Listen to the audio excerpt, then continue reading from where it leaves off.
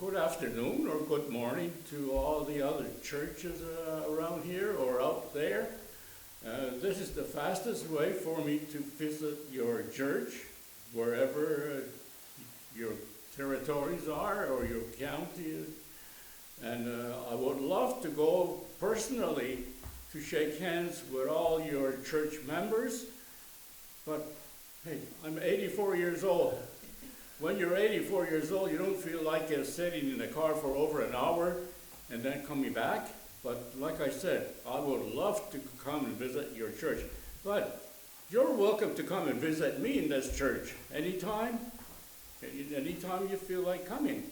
I'll welcome you and I'll show you the history of this church. This church has a history. Well over 200 or more years of history. And if you come visit me, you will hear everything about the history. So what I'm doing today is I'm going to read the Mohawk Bible, which I have translated for, according to my wife, took me about 17 years. But I didn't do it every day. I only did it maybe at nighttime when I come home from work. And over the weekend, maybe 2 hours over the weekend.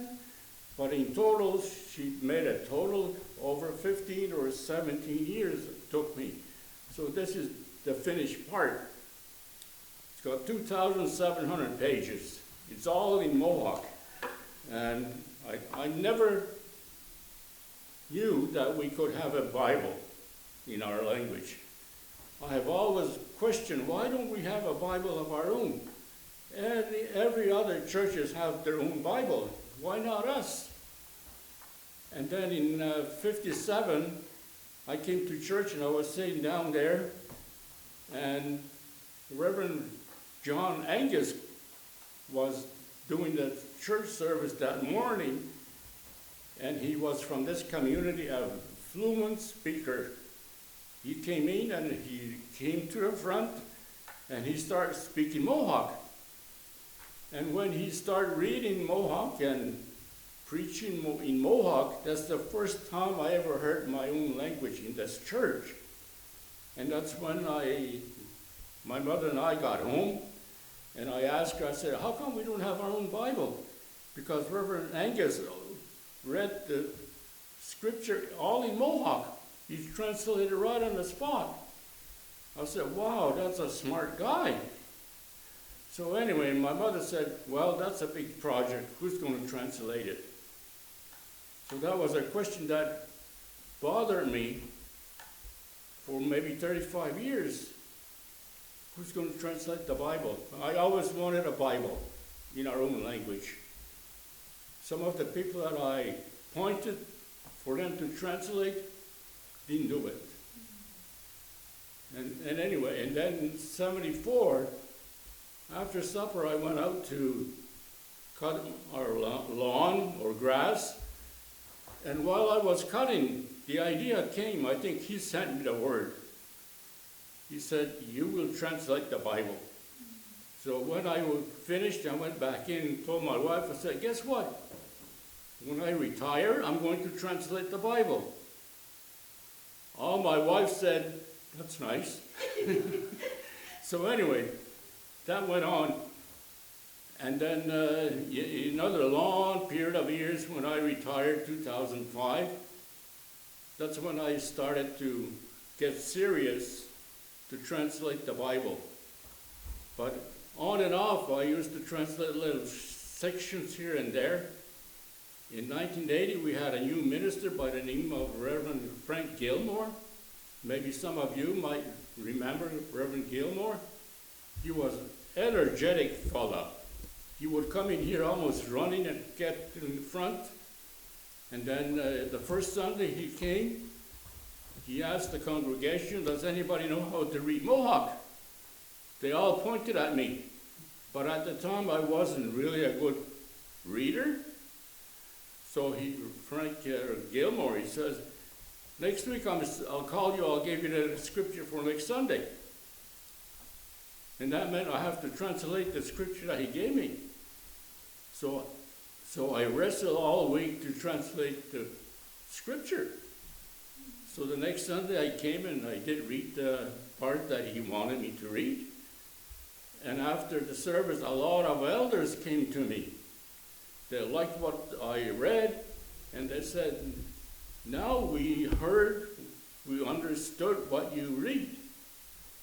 And that's when I realized these poor elders, they used to come here every Sunday, listening to the minister up here, don't understand what he's saying, because they only spoke Mohawk.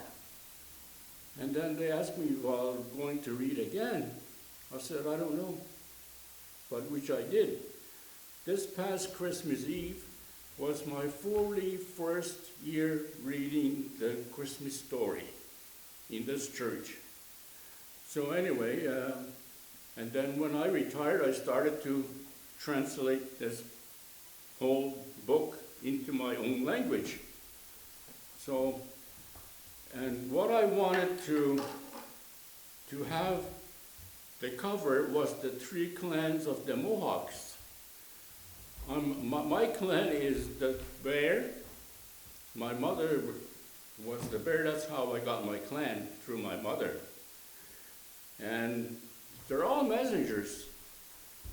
And then the bear, he's strong, tells us that the bear is so strong, like the Creator.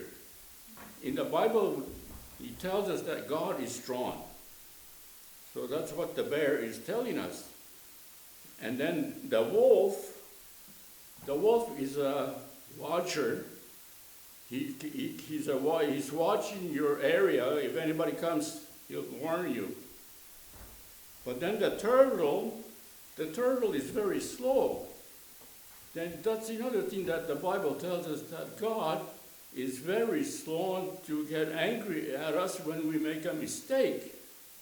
So that's why I like the turtle. So all these images that's on the cover, they're all messengers. And that's what I tell the people that come to visit me when they buy the Bible. I said, before you even open the Bible, God's message is already in the cover. But then when you open the Bible, you can read the language of our nation. So it's very interesting to translate the Bible. And I also tell the young people, this language that's in here is going to be here for a long, long time. Like Jesus says, his words will never pass away. I said, so our language is in his words, is in his book. Our language will never disappear. It's going to be there for a long time. So I guess at this time, I would like to read just one verse, just to give you the taste what's in here. So I will read Genesis 1st chapter, verse 1, and I hope my eyes can stay with me till the end of this verse.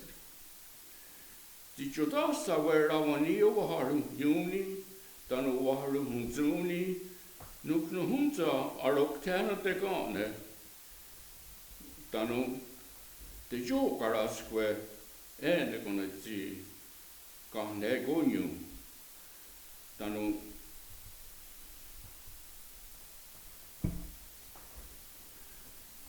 yomrotesum ne awon kesum. So those are the first verse of Genesis. You know, in the book of in the book of what's the book? What's other book of the Bible? Yeah, what's other books? In the New Testament? Yeah. Matthew, Mark, Luke, John? No. I mean, I'm sorry, I don't remember that one. But anyway, in the book of, which I don't remember now that book, but King James. Oh, okay. King James book, it says, God's Spirit was traveling above the water. Now, Spirit in Hebrew, I'm told, it means power, breath. And I like power because God is all power.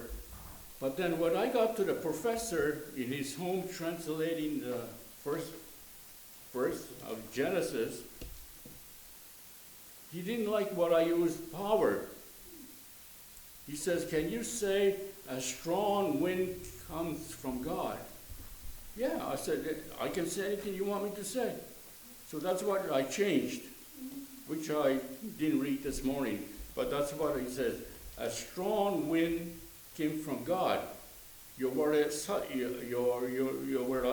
there when you opened the door. That's in the first verse. Thanks to the professor for that one. He changed that one, that part. So anyway, that's the Mohawk word for replacing power, strong wind, which is good. You know, anything that comes from God is good.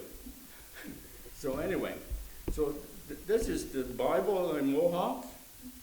So if anyone wants to get a Bible, you can call the United Church or Canadian Bible Society. They'll sell you the book. So anyway, I thank you for listening to me. And like I said, if you feel like coming to visit me in this church, come over and we can sit down and talk about it, about the translations in Mohawk.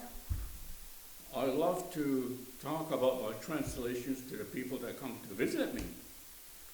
So I'll be waiting for your visit. You can just come over or give me a call and give me a date that you will be coming. So anyway, and I'm sorry I can't come and visit you personally in your churches, but maybe this little video will do the job for me. So anyway, I welcome you anyway and thank you for having this first translation, complete translation in Mohawk of the Mohawk Bible. So have a good day and take care. Only you